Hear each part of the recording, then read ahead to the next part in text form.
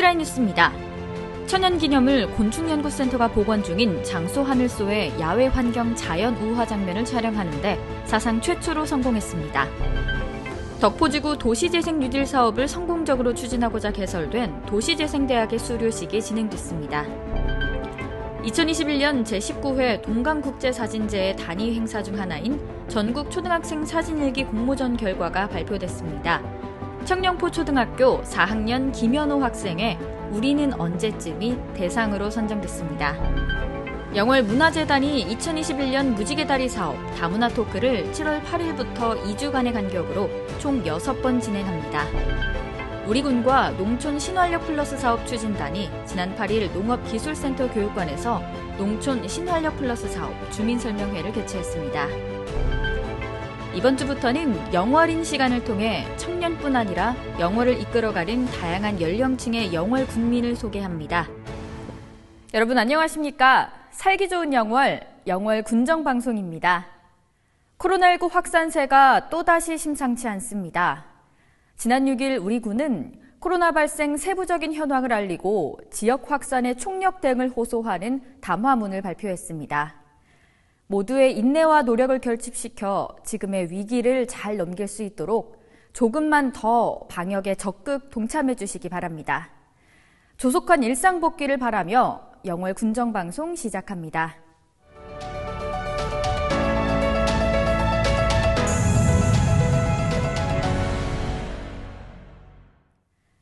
천연기념물 곤충연구센터가 복원 중인 장수하늘소의 야외 환경 자연 우화 장면을 촬영하는데 처음으로 성공했습니다.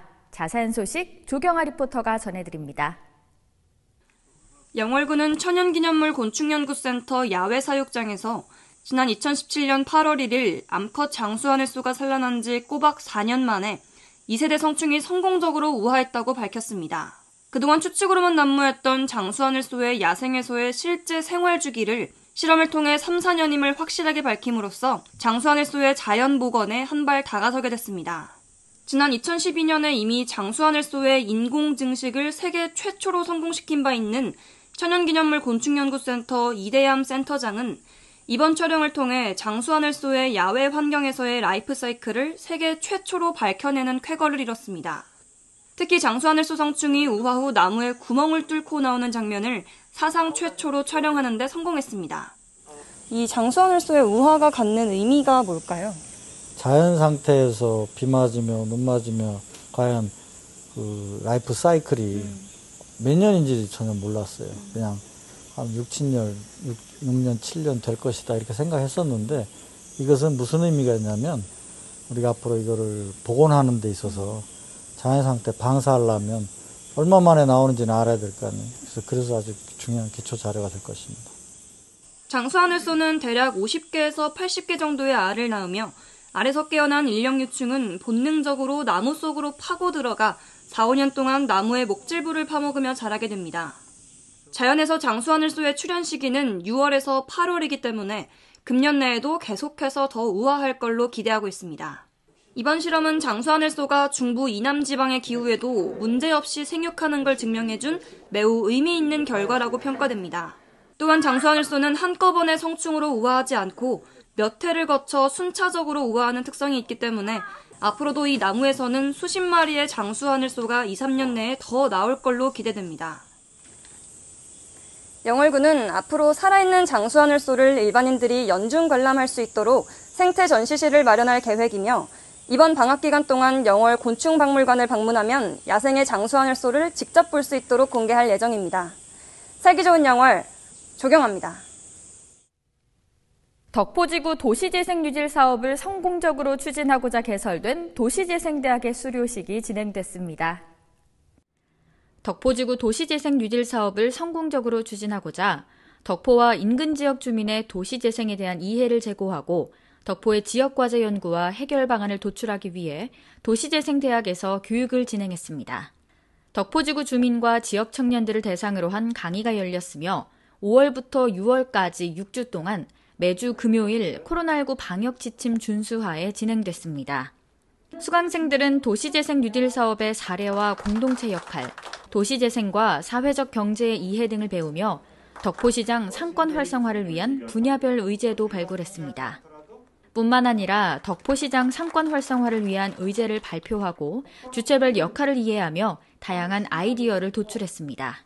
그리고 이러한 정규 과정을 마치고 드디어 수료식이 열렸습니다. 발표회도 함께 진행돼 상권 활성화 방향 아이디어를 발표하며 그동안의 과정을 끝마쳤습니다. 2021년 제19회 동강국제사진제의 단위 행사 중 하나인 전국 초등학생 사진일기 공모전 결과를 발표했습니다. 청령포 초등학교 4학년 김현호 학생의 우리는 언제쯤이 대상으로 선정됐습니다. 올해 전국 초등학생 사진일기 공모전은 코로나19 확산으로 등교 등의 학사 일정이 차질을 겪고 있는 상황에도 불구하고 200여 점이 접수됐습니다.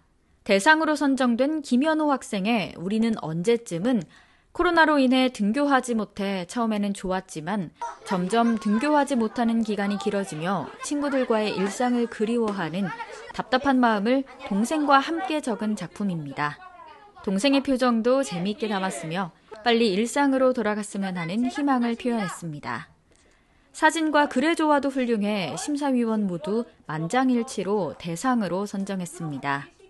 처음에는 코로나 때문에 학교 안 가는 것이 무척 좋았는데 하루 이틀이 지나다 TV도 재미없고 게임도 재미없어졌어요. 빨리 나가서 놀이터에서 신나게 놀고 친구들도 보고 싶었어요. 지금은 학교에 가서 무척 좋아요. 빨리 코로나가 없어졌으면 좋겠어요.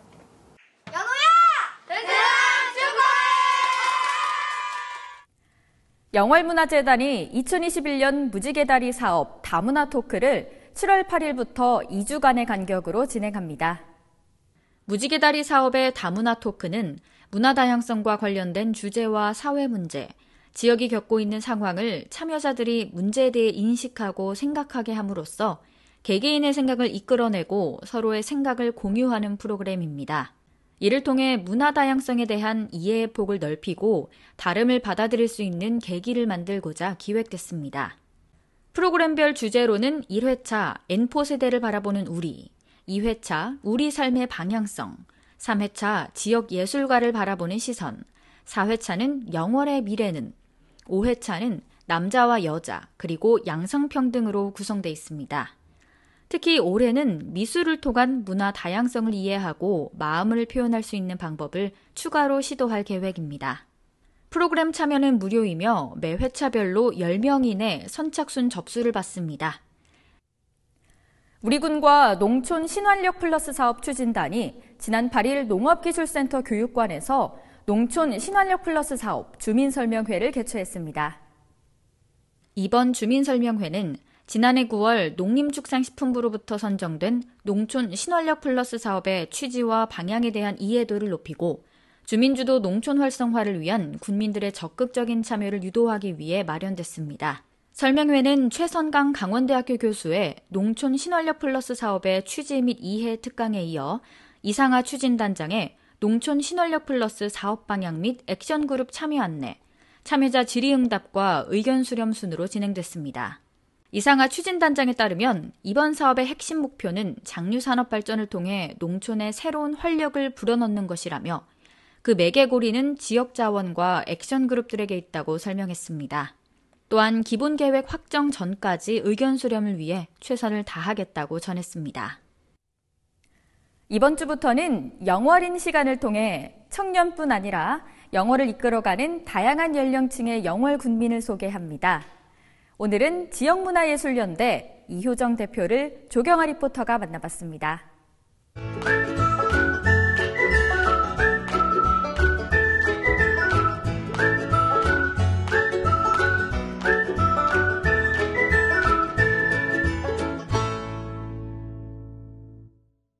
영월인 그 첫 번째로 영월의 문화예술을 이끌어가는 지역문화예술연대에 다녀왔는데요.